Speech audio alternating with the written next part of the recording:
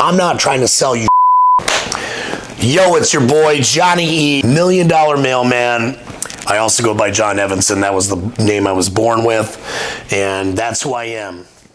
What does it mean to be the Millionaire Mailman? Honestly, where it starts is you got to change your mindset. So let's take the mailman, for instance. This is no different than anybody else's average career, right?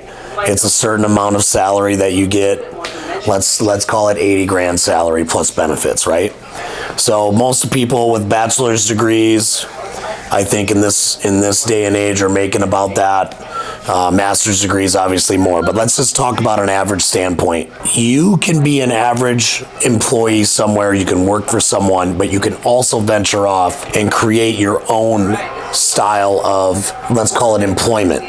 So for instance, 10 years ago, actually it's been 12 years now, I got into the mailman gig, and I ate shit and dug dirt for a long time. Finally got my own route and realized that I could leverage a 9-hour day and figure out a way to do it in 4. So after several months of, let's call it research and trial and error, I figured it out, and I cut my days down from 9 hours to 4. So that gave me 5 hours a day. My salary stayed the same. I kept my benefits. My wife and kids, they all get the benefits, the dental, optical, health, right? These are all important things because when you're a self-employed person, you don't get those things. And if you do, you're paying big money for it. So you get through that, and you have this extra 5 hours now. What can you do? Well, I decided to get my real estate license. I've been buying real estate since I was 23 years old. I bought a little tiny house in Saginaw, Michigan. It was the first house I ever bought, and I kept it for 13 years. It was a primary residence. I let my best friends move in with me.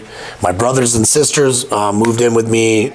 I rented it out for several years. It basically was the building block to start. So a lot of you right now have this job, and maybe you're renting and you haven't taken the step to get to the house, the home ownership part.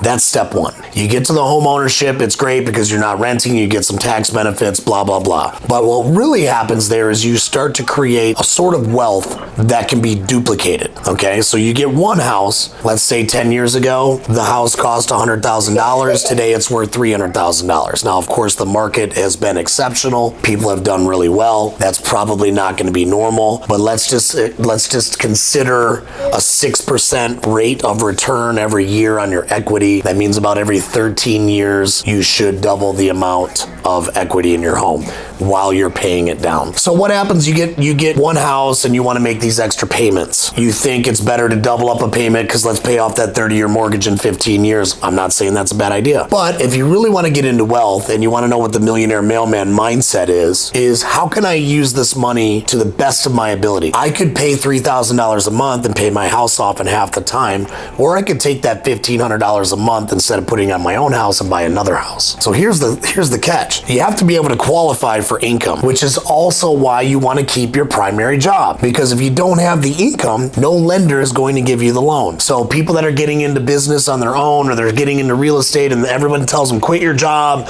you're never going to make it. I heard all these things. I heard this for a decade. I've been told so many times you can't do this, you can't start a team, you can't pay people this way, and I just continue to bust through those walls. So you have got to put the mindset together that you can bust through this wall while everyone else is telling you can't, or you won't, or it's not a great idea. Look, anytime people are that conservative, it's probably not a great idea, right, to them. But let's take that $1,500 a month, let's go buy another property. Wonderful. Now you have a second home. So let's just say that's all you did. You bought one extra rental income property, your payment's $1,500 a month, you rent it for $2,000, you make 20%. That's a 20% income return all year, forever, until you sell the home. So that appreciation every 13 years, that went to 100%. So you bought it for 100, now it's worth 200. You did that over here, and now you've doubled it. So that 200 is worth 400. Now let's take it even. Let's scale this out as far as possible. You can own 10 homes. Fannie and Freddie Mac will allow you to own 10 homes with a loan on it as an individual. That's why I talk about the 10 home rule. Get your 10 homes, do it as fast as you can, be reasonable, get good deals, get paid to buy your house, all that stuff. But the 10 is the goal, because let's max it out. So if you got to 10 and every one of those homes doubled in appreciation every 13 years, that's essentially a 300% return in 30 years times 10. Okay, so if each house is $200,000, that's $2 million in real estate times 300%. You just made $6 million. The whole time you were collecting 20% rents, 20% of income on the rents,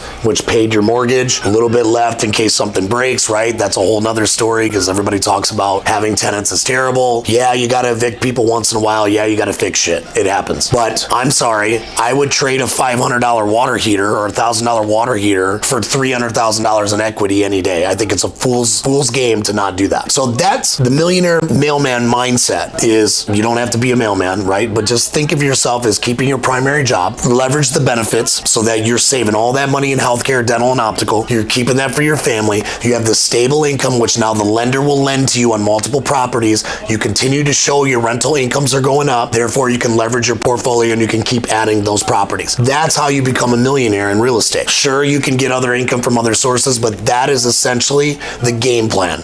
Now, you don't even need 10.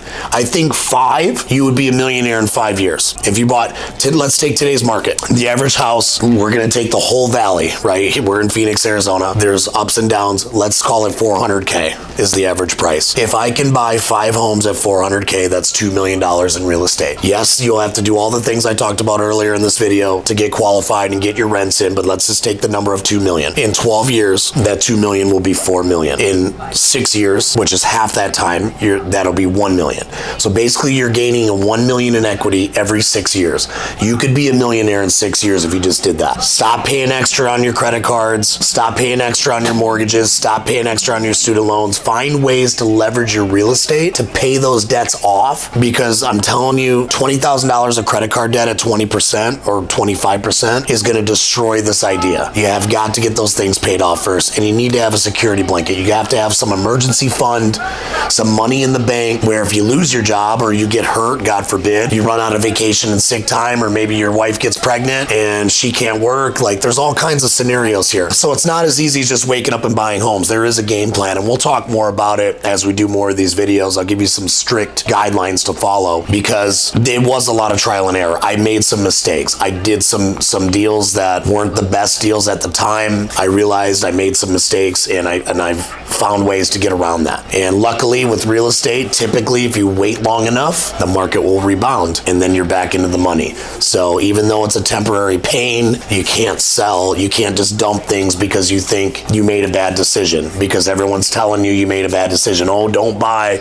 Interest rates are 8%. There is always an opportunity to buy or sell. It does not matter what the rates are. It doesn't matter what it costs to borrow the money. All that matters is, can I take a fixed income, a job, leverage that to get to the next property, to continue to make deals and continue to grow that portfolio. As long as you can figure that out, because the variables are going to change. The employment will change. You might change jobs. You might get a raise. You might take a pay cut. All of those things. I've done all of those things. The only thing that doesn't change is your mindset. You have got to be able to go out and listen to people talk shit and laugh at you and point their fingers and tell you this is a terrible idea, because they're going to do that. And if you're not prepared to take that criticism, then you will probably back out. You will probably get out. You'll agree with them, and everybody will go have a pity party, and you guys will drink scotch together and talk about all the bad decisions you made.